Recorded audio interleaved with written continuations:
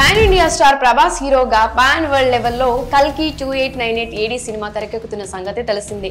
ఈ మూవీకి మహానటి ఫేమ్ నాగ్ అశ్విన్ దర్శకత్వం వహిస్తున్నారు. ఈ చిత్రంలో ప్రభాస్ కు జంటగా దీపికా పడుకోనే నటిస్తున్నారు. అమితాబ్ బచ్చన్, కమల్ హాసన్, దిశా పటాని, పశుపతి కీలక పాత్రల్లో కనిపించనున్నారు.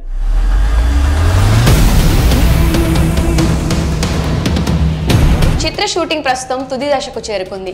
ఇక సినిమాను ప్రముఖ టాలీవుడ్ చిత్ర నిర్మాణ సంస్థ వైజయంతి మూవీ తెరకెక్కిస్తోంది. దాదాపు 600 కోట్లతో మూవీని నిర్మిస్తున్నారు.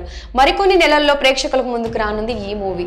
మే 9వ తేదీన ప్రపంచవ్యాప్తంగా విడుదల కానుంది. తెలుగులో పాటు తమిళం, కన్నడ, మలయాళం, హిందీ భాషల్లో కూడా తెరకెక్కుతోంది.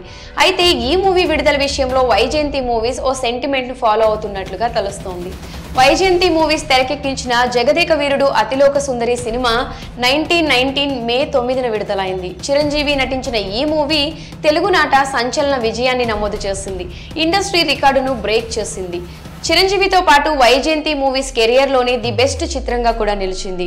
చాలా ఏళ్ల తర్వాత వైజయంతి మూవీస్ మహానటి సినిమాతో బ్లాక్ బస్టర్ హిట్ ను అందుకుంది. నాగ్ అశ్విన్ దర్శకత్వం వహించిన ఈ మూవీ కూడా మే 9నే విడుదలైంది.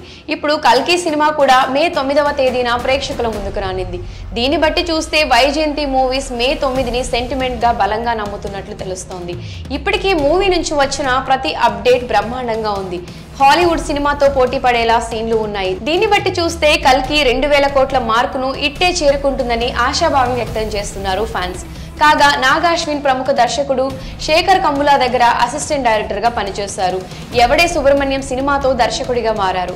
మహానటితో బ్లాక్ బస్టర్ హిట్ అందుకున్నారు. ఇప్పుడు కల్కితో ప్రపంచం మొత్తం తన వైపు తిరిగి చూసేలా చేసుకోబోతున్నారు.